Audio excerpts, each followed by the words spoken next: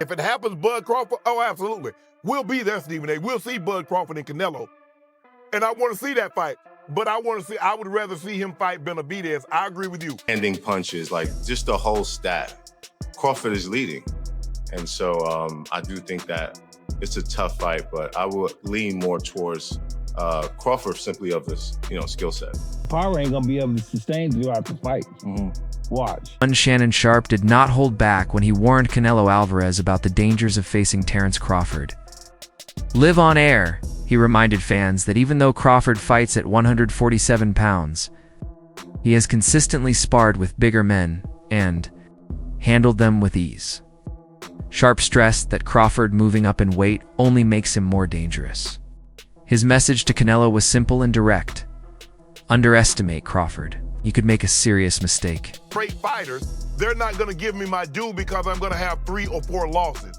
And that's what's happening. Guys won't fight anybody that the fans want to see, or a fighter that's deserving. You're absolutely right. David Benavidez deserved the fight Canelo, but Canelo doesn't want to fight him because he knows there's a greater chance of him losing versus Benavidez versus Bigger Charlo. And so that's what, now, am I gonna go see the if it happens, Bud Crawford? Oh, absolutely. We'll be there, Stephen A. We'll see Bud Crawford and Canelo, and I want to see that fight.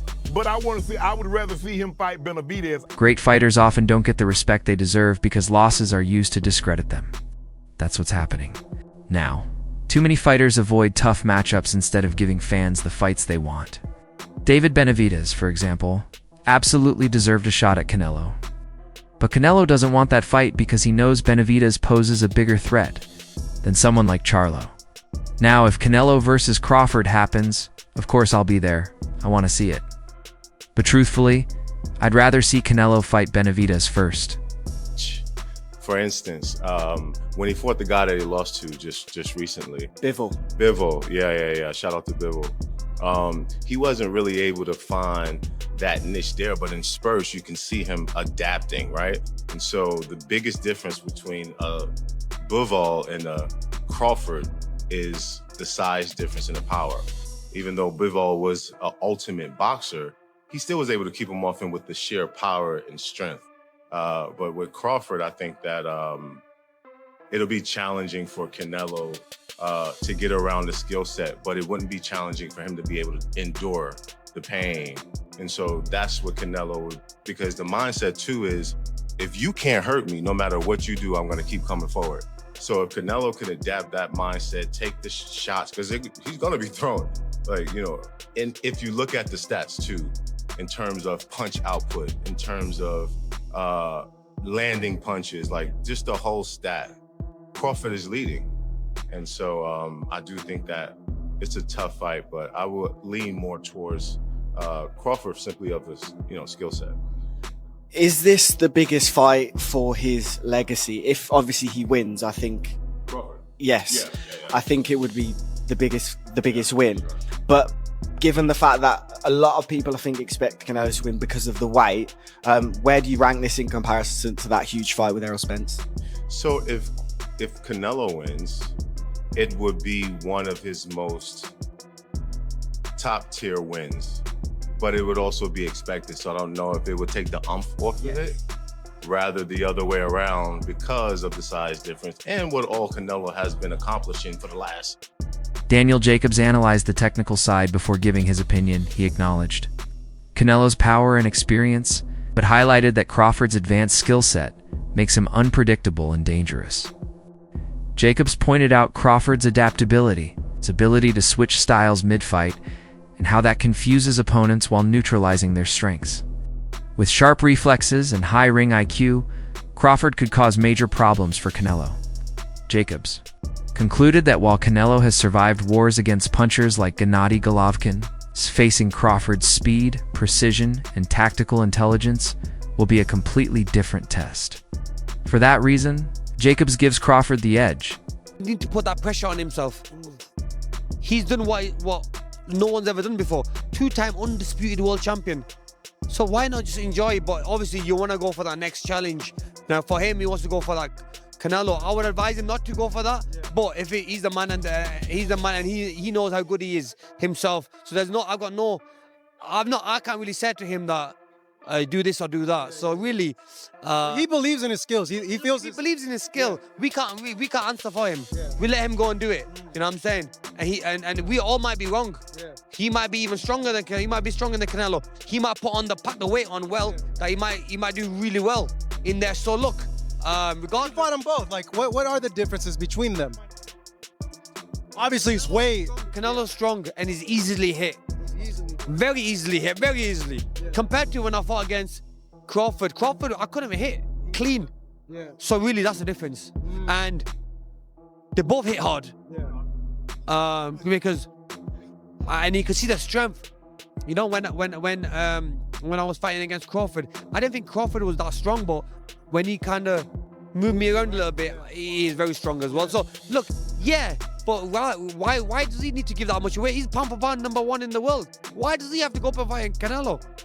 I don't prove anything. Canelo would say payday, but Crawford wants to be 3-time undisputed. And if he does that, oh my goodness. Wow, I mean, that'd be unreal. But look, if he believes in himself, yes, go for it. But don't do it if he's got second thoughts. If he's got second thoughts, don't do it. If he has to be 100% confident, and listen, I'll even go and help him for that if I have to. You know what I mean? Because look, I love Crawford. I think he's a lovely guy. Because I got to know him when I trained with him, away from the boxing ring, away from boxing, and the guy's he's a diamond. You know what I mean? So if I can help him in any way, I'd love to do that. But look, but if I was him, just enjoy what you've got now, and don't take no risks. I think you just got to watch the Bivol blueprint, the in and out. I mean, a lot of fighters getting stick now for being runners, Tom and Jerry and whatnot. Let's stick to what you're good at. Oladipo explained that Crawford has a rare quality that sets him apart. He doesn't rely solely on brute force. Instead, his timing and accuracy allow him to land punches opponents never see coming, and those shots do the most damage. He believes this quality gives Crawford an advantage over Canelo. While Alvarez is durable, Oladipo argued he can be outmaneuvered by disciplined fighters who refuse to be dragged into slugfests. Crawford thrives in those situations, staying patient until the perfect opening appears. For Oladipo, that combination of intelligence and effectiveness is exactly why he favors Crawford to win. People don't understand. He's a box and he's smart. Yes. He don't waste no punches, man. They won't waste that. And he's really smart, man, when it comes to that boxing game. But it was me and I'm training him. Yeah. I would have him frustrating Canelo. What I would do with him, I would hit him with some good shots, combination shots, because you know, Canelo got to be set to throw punches. That's right. You know? That's right. You know what I mean? If what you call him, Crawford boxing move, you don't like nobody to boxing move. And that's what I think Crawford's going to do. Bozianis praised Crawford's efficiency, noting that every punch he throws has a purpose. Unlike fighters who waste energy on unnecessary shots, Crawford carefully chooses when and how to strike. Enos emphasized that this reflects Crawford's high boxing IQ, maximizing accuracy and impact while conserving energy over long fights. This discipline allows him to stay fresh and break opponents down round by round. Enos believes this control and precision will be crucial against a seasoned opponent like Canelo, where every small advantage matters. What are your thoughts on that Canelo versus Crawford fight? How do you see that fight going, and what's your prediction? That's a very, very good fight. You know, two great fighters. I grew up admiring them my whole life, you know, so I'm excited for that fight. I think Crawford is a hell of a fighter. You know, if it goes the distance, he might be able to get that decision win. But I think if there's a knockout, then it might be Canelo who's getting the knockout win. But I'm ready to watch the fight. You know, I'm going to be a fan, a big fan that night, and just be rooting for both. Diego Pacheco offered a balanced take. Recognizing both fighters' paths to victory, he argued that Crawford's sharp technique and defensive awareness make him more likely to win on points over 12 rounds, rather than stopping someone as durable as Canelo. However, he acknowledged that Canelo's power, especially to the body, gives him a real chance of scoring a knockout if he lands clean. For Pacheco, the fight boils down to styles. Crawford's distance control and combinations versus Canelo's heavy pressure and power. The winner will be the one who dictates the pace. But he fought a very, very good Canelo. I don't think that Crawford is fighting the best Canelo anymore. Again, the Canelo I'm talking about, I mean, second Golovkin fight, I thought was fucking incredible. That was, when was that?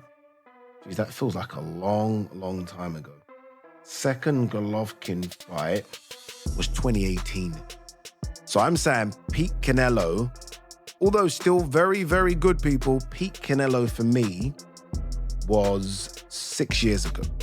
It's a long time, or 5.5 years. That's a long time. In fact, exactly 15th of September. So it'll be to the day 5 years. Have I got them? What was I talking about? Sorry, what was it? 7 years ago. Jeez, that's a long time ago. Where some might say peak Crawford was Errol. So, shit, I didn't realize how long ago that was. And he's clearly not that same guy anymore. It clearly isn't.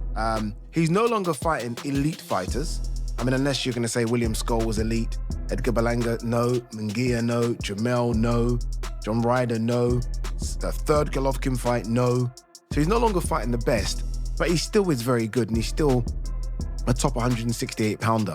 And I think this is why people are saying it is a 50-50 fight now, because we can see the deterioration in Canelo. Like, say what you want about William Skull, Canelo looked poor in that fight as well. Everyone's like, oh, William Skull ran. Well, Canelo didn't cut off the exits. Canelo wasn't great himself. Canelo's punch output was horrendous. So we can clearly see the deterioration. That said, he is the naturally bigger guy. I just mentioned the fact that Crawford's put on size, but the naturally bigger guy in this weight class.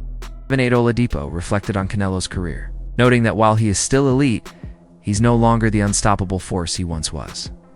He pointed to the 2018 rematch with Golovkin as Canelo's peak, when his strength, skill, and confidence were unmatched. But that was 7 years ago. Since then, while still strong, his performances have shown signs of decline. Oladipo suggested Canelo's recent sparring with younger, hungrier fighters like Jaron Boots Ennis may be an attempt to regain sharpness he's lost with time. The question remains, does Canelo's current form hold up against Crawford, who is at the very height of his powers? You know, I think that Crawford has the ability to outbox Canelo. You gotta look at, and then Canelo's older.